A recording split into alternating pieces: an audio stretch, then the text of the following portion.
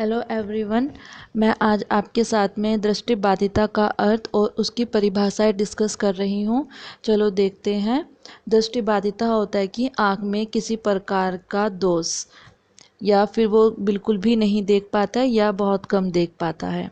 ठीक है, तो जो आँख है, आँख मनुष्य की सबसे महत्वपूर्ण ज्ञानेंद्रिय है और जिसका कार्य होता है वस्तु को देखना। आँख मनुष्य व सभी जीवों के लिए प्रकृति की बहुमूल्य देन है और आँख जो होता है वो एक प्रकार का प्रकाशिक यंत्र है। इसका लेंस जो होता है वो प्रोटीन से बने पारदर्शी पदार्थ का बना होता है और हम कि जो जो भी हम सीखते हैं पढ़ते हैं वो देखकर ही पढ़ते हैं। ठीक है, तो हम जितना ज्ञान देखकर प्राप्त करते हैं उतना ज्ञान हम सुनकर पढ़कर नहीं प्राप्त कर सकते हैं। मतलब कि जो दृष्टिबाधित लोग हैं वो उतना ज्ञान प्राप्त नहीं कर पाएंगे क्योंकि वो देख नहीं पाते हैं, सिर्फ उन्हें सुन सकते हैं वो, और सुनकर उतना ज्ञान प्राप्त नहीं किया जा सकता।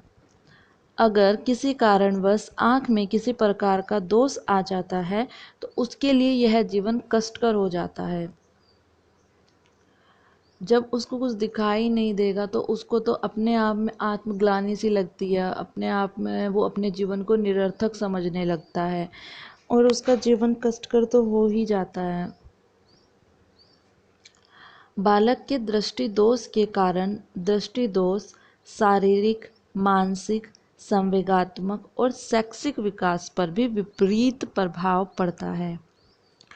ठीक है, जो दृष्टि दोष बालक होते हैं, दृष्टि दोष बालक वे होते हैं जो नंगी आंखों से नज़दीकी, पास की या दूर रखी किसी वस्तु को स्पष्ट ना देख पा रहे हों।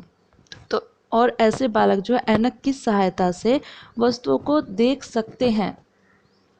इनमें से कुछ बालक ऐसे भी होते हैं जो विशेष रूप से मोटे मोटे अक्षरों में छपी किताबों को पढ़ सकते हैं या उत्तल लेंस के द्वारा पढ़ सकते हैं, तो उन्हें हम आंशिक रूप से दृष्टि दोष बालक कहते हैं। ठीक है, यानी कि जो बिल्कुल भी नहीं देख पाते हैं वो पूरे अंधे हो गए, और जो थोड़ा बहुत देख सकते हैं, मोटे मोटे अक्षरों को पढ़ सकते हैं या चश्मे की सहायता से वो वस्तु को स्पष्ट देख पाते हैं या उत्तल लेंस की सहायता से वो किताबों के अक्षरों को पढ़ सकते हैं, तो वो हो गए हमारे आंशिक रूप से अंधे बालक। इसकी परिभाषाएं देख लेते हैं। इसकी परिभाषाएं, एक अमेरिका के मेडिकल संघ 1934 में दृष्टिदोष बालकों के लिए परिभाषा दी। अमेरिका मेडिकल संघ ने 1934 में, तो क्या परिभाषा थी? जो कानूनी परिभाषा थी। कानूनी दृष्टि से जो दृष्टिदोष बालक है वो वह है जिसकी दृष्टि क्षमता सुधार के बाद सामान्य आँख से 20/200 या इससे कम है और जिनकी दृष्टि का क्षेत्र सीमित हो और 20 डिग्री का कोण बनाती हो। दूसरी दी थी कि भारत सरकार के समाज कल्याण मंत्रालय ने 1987 में, तो भारत समाज के